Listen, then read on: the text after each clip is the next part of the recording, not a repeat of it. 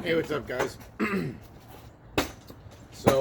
Today's video is pretty much me draining the coolant from the upper radiator hose on the Camaro.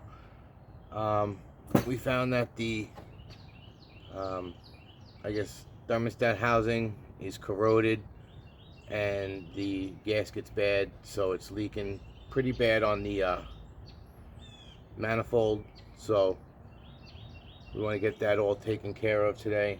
I ordered a new rebuild kit for the Holley carburetor. That was like 50 bucks from O'Reilly's. So I should be able to get that soon, thanks to Chris Reisman over at Coastal Speed. He told me what kit to get.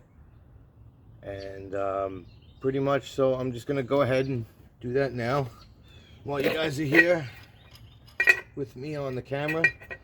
Might as well start showing some videos of working on the car and stuff like that. Look at that cool Chevrolet. That's cool.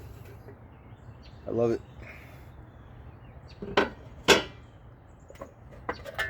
We're gonna have to do the carburetor at Coastal Speed because just in case anything is needed that I don't have in the kit, they should be able to get me what I need there. So that'll be pretty cool. Alright, so whatever. I got a pan underneath, and it's actually a plastic bin. So hopefully it catches all the coolant and my cats don't drink it and die. I don't even know if there's even, it'd be funny because it might not even be coolant in this upper hose because it's leaked out so much. But we'll see. On there. As you can tell, I didn't do anything beforehand. Oh, there she goes. She popped. This has been on here for a long time, I'm sure. Just needs a little helping hand. Eventually I think I'm gonna put a new radiator in it, and probably like an aluminum core. But here we go. See if there's any fluid in it. Yep, definitely fluid. That's probably from the last stuff I put in. This thing was empty. I'm glad I put a bucket under there. That worked wonders. All right. There's some electrical components over here, some relays that I wanted to protect because I think they go for the electric fan here. I haven't seen this fan kick on yet. The truck hasn't gotten hot enough, I don't think, for the fans to kick on. Alright, so that bottom line is off. I mean, top hose is off. Now we're going to go for the bottom one. This thing is so corroded. It's pretty crazy. Oh, there we go. Peeling some more. You still had to go? I should have moved it over a little. Yeah, my cats are gonna drink this, and they're probably all gonna die. So I gotta wipe this up real quick. Alright. Here's that. I was protecting the wires with. Oh, it's crusty. That is crusty. When's the last time somebody ever did this to the truck? Crusty. Ooh. There you go. Alright, so hoses are off. You guys might be able to see how crusty that is. Alright. There. Oh my god, that is a lot of coolant. He sucks.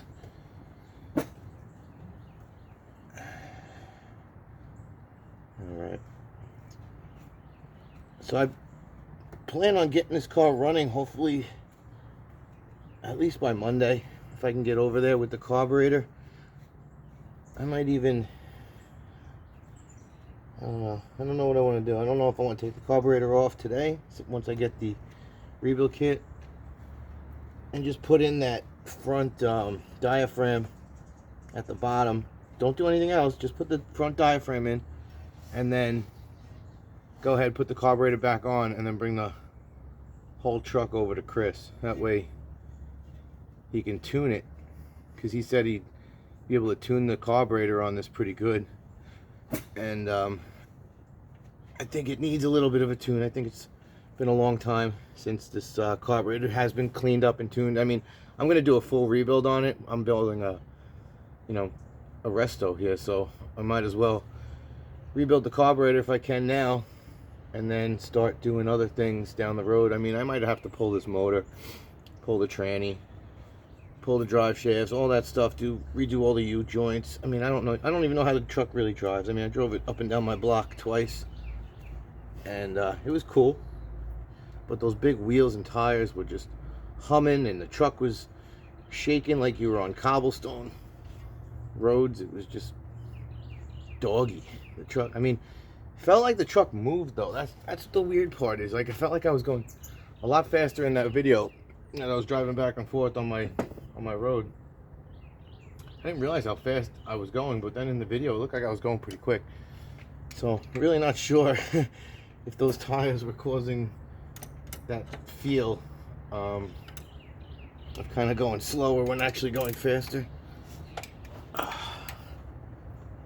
Alright, so get this housing off. I might even sandblast this housing, take it in my back room and sandblast it, because it looks nasty. It's pretty crusty. It's in a shit spot. Oh, I'm gonna have to get a wrench. 14 mil. Be right back.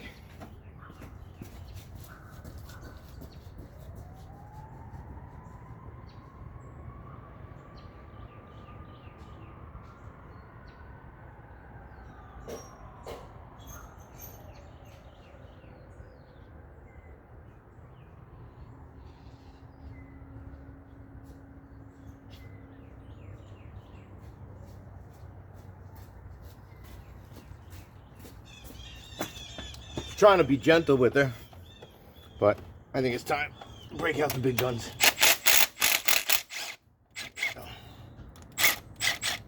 All right. I still haven't decided where I like to store my tools yet on this car. All right, so we got a short bolt that goes on the left, and the long bolt goes on the right. All righty. Snappy doodah. Oh, that's nasty. So, let's see what the previous owner did. Whoever did this to this car. I don't know if it was previous owner or somebody tried to fix this with RTV. But the housing is so rotten. So rotten. It's rusted and pitted. It's got hard gasket on it. So what I'll do is I'll take this in the shop, and we'll do a grinding on it, and we'll grind down everything on my wheel, get all the stuff off, and if we can clean it on the wheel, we will. If not, it's going to go in the sandblaster, and we'll get that cleaned up and get a new gasket on it. That should be good.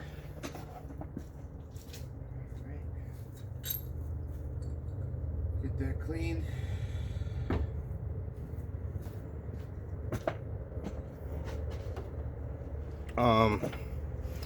The intake manifold is very,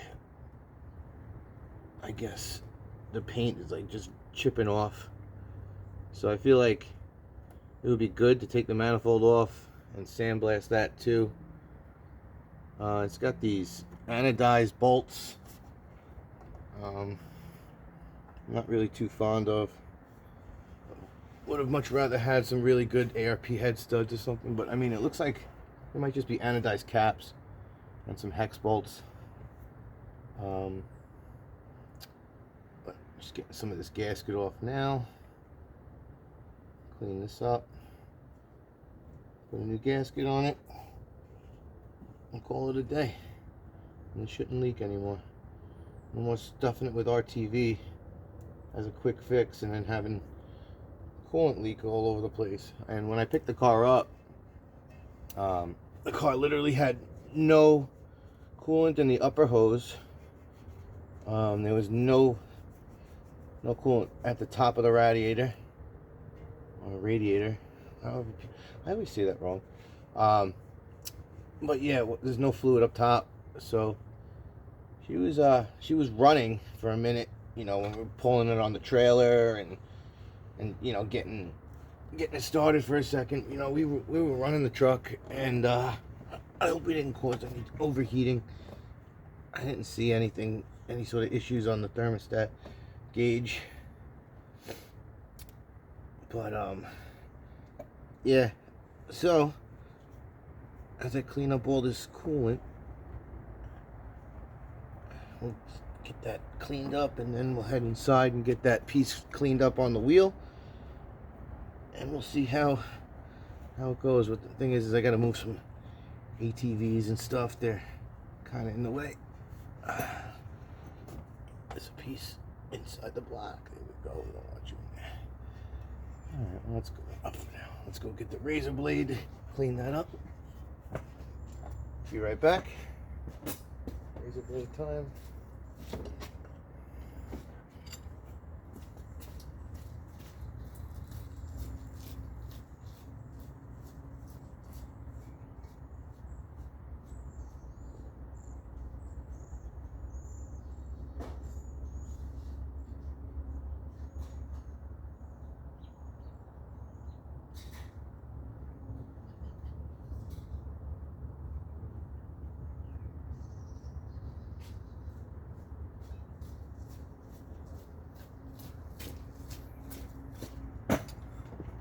Use my handy dandy scraper. Scrape all this gasket off. And got to speak to the owner yesterday for a while, Tommy. He was explaining to me about the build and all that stuff. And believe it or not, he said that this was like his dream build. You know, he built this, and he built a four-wheel drive El Camino, and both of them are gorgeous.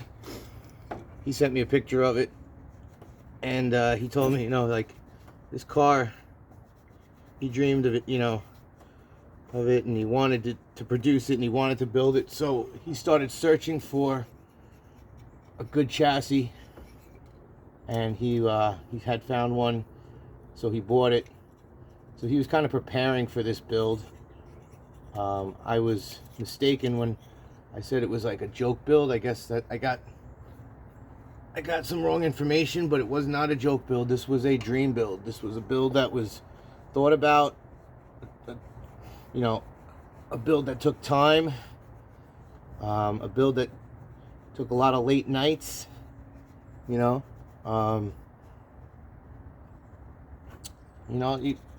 When you're not married and you're young, you have all that time and stuff.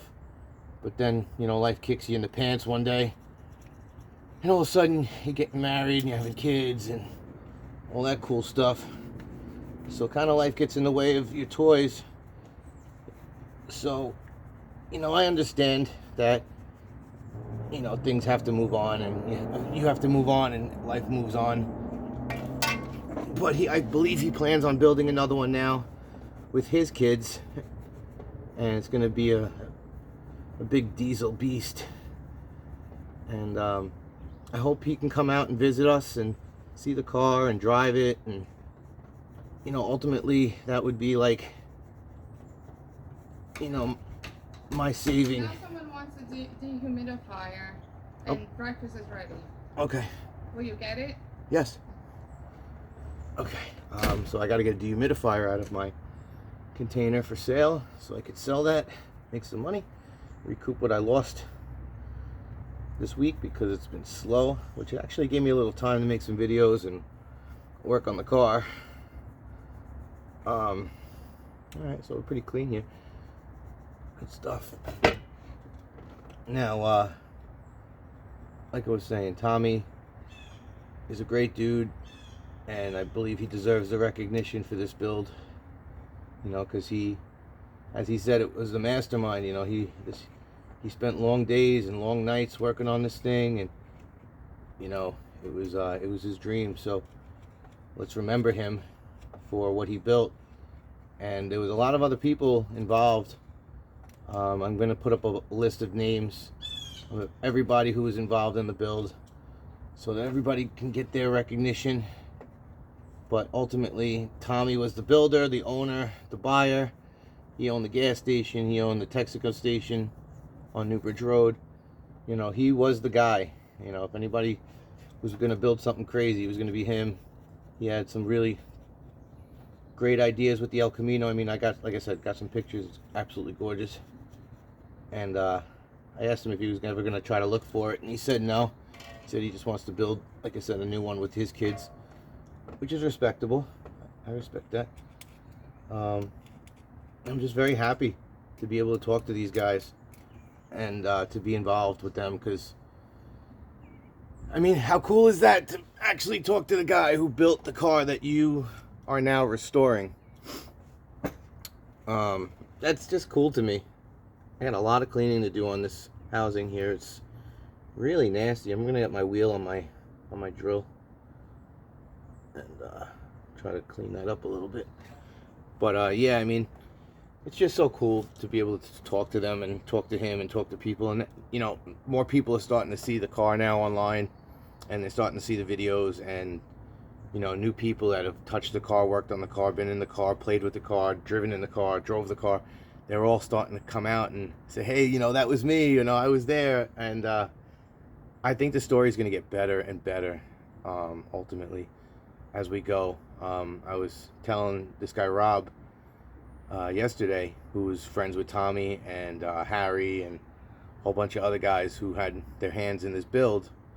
You know, he was just telling me about some cool stories, how, you know, he used to ride in the back when Tommy had some cool dates or whatever he was doing, going out with a chick or whatever. Tommy would be driving with the girl in the passenger seat and he'd be in the back seat. Like, that's cool stories, you know. Stories like that is what makes cars like this last. You know, anybody could build a car, anybody can put a car on something, but it takes love to build a car like this and to enjoy it. You know, I've seen people slap things together around.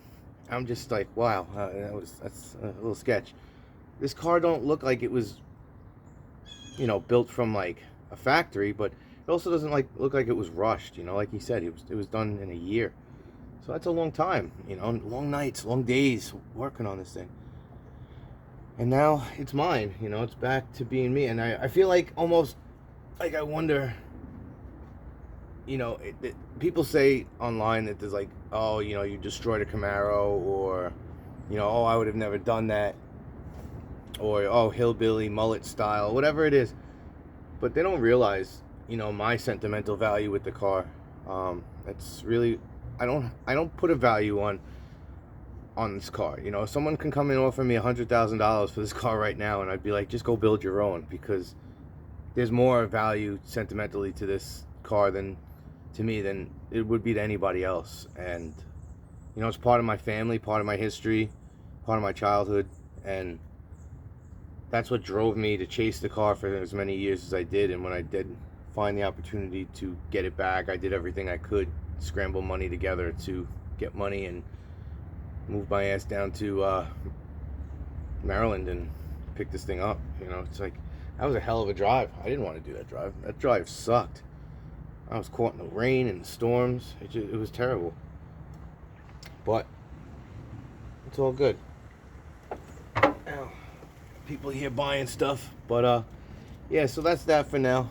I'll make another video later, and I'll show you a video putting everything back together coolant wise today. And then when we get the carburetor off, we'll go ahead and do a video on that, on taking the carburetor off and seeing what we could do about that. You know, showing people how that works out, because honestly, it's pretty cool to work on it. So I'm going to do my best to do everything I can myself, learn as much as I can, and go from there. All right, talk to you later. Bye.